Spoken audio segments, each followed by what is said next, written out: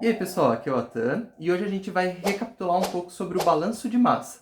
O balanço de massa segue a lei do princípio da conservação de massa, onde na natureza nada se cria, nada se perde, tudo se transforma. Então vamos continuar. O balanço de massa representa uma peça fundamental do projeto de equipamentos e torna-se complexo quando tratamos de processos constituídos por mais de um equipamento interligado. Estas complexidades aumentam em sistemas multifásicos, heterogêneos e com reações químicas. Por isso é necessário realizar uma sistematização das informações disponíveis para que seja possível uma solução clara e objetiva.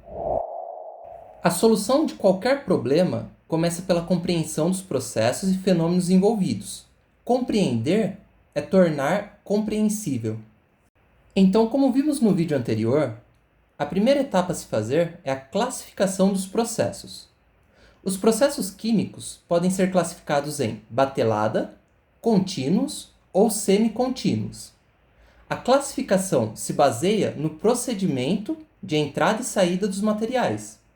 Temos o processo de batelada, onde a alimentação é introduzida no sistema de uma só vez no início do processo, e ela só é retirada ao término do processo, sendo que nenhuma massa atravessa as fronteiras do sistema no intervalo de tempo decorrido. Processo contínuo, onde a alimentação e os produtos fluem continuamente enquanto dura o processo. Há uma contínua passagem de materiais através das fronteiras do sistema. Processo semicontínuo. A entrada de material é praticamente instantânea e a saída é contínua, ou vice-versa. A passagem contínua de material através de uma única fronteira, seja ela a entrada ou a saída do processo. Os processos também são classificados em relação ao tempo, como estado estacionário ou estado transiente. Os processos em estado estacionário ou regime permanente são aqueles onde os valores de todas as variáveis de processo não se alteram com o tempo, sejam elas temperaturas, pressões, concentrações e vazões. Nessa situação, pequenas flutuações são aceitáveis. Os processos em estado transiente ou não permanente são aqueles onde ocorrem alterações dos valores das variáveis de processo com o tempo. Um balanço de massa de um sistema pode ser escrito na seguinte forma geral: A mais B é igual a C, onde a entrada A mais a entrada B deriva na saída C. Porém, também podemos escrever essa equação da seguinte forma: saída é igual a entrada mais gerado menos consumo menos acúmulo.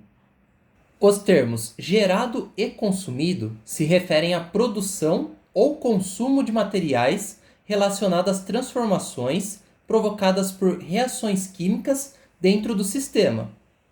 Se um dado componente a ser balanceado estiver sendo produzido no interior do sistema, o termo será positivo. Caso contrário, será um termo negativo. Agora vamos falar um pouco sobre balanços diferenciais.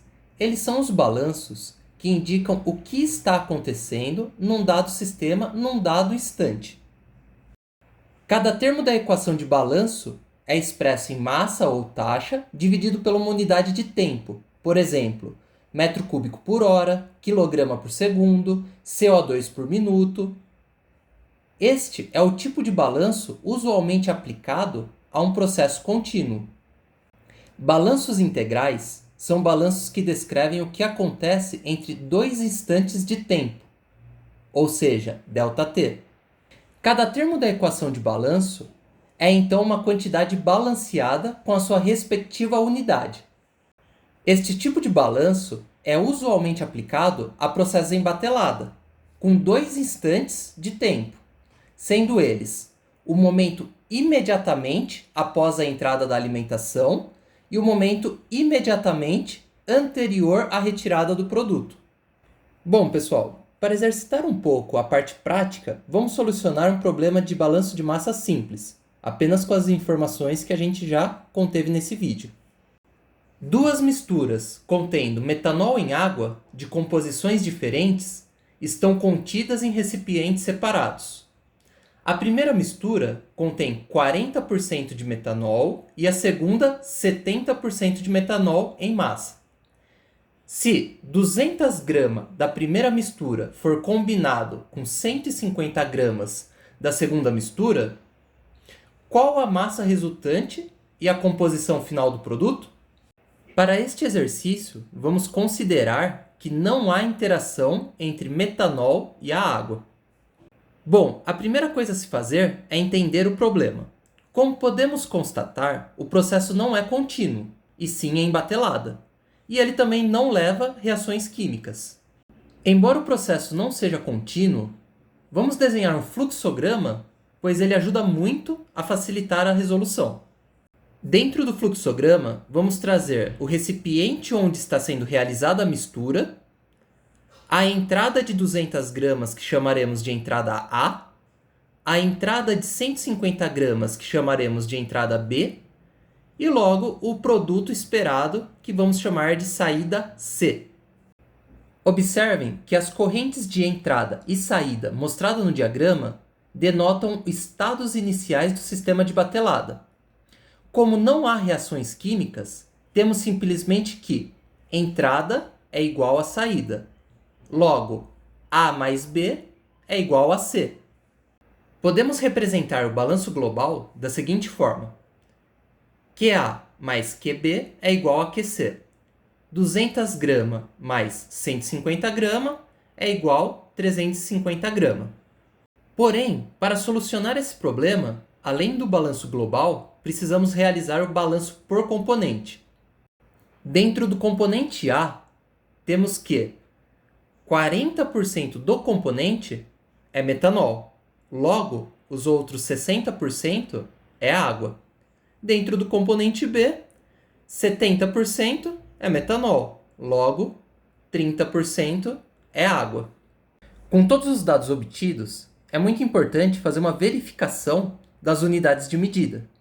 Como vocês podem perceber, a gente tem 200 gramas e a gente tem 40% de metanol por grama e 60% de água por grama.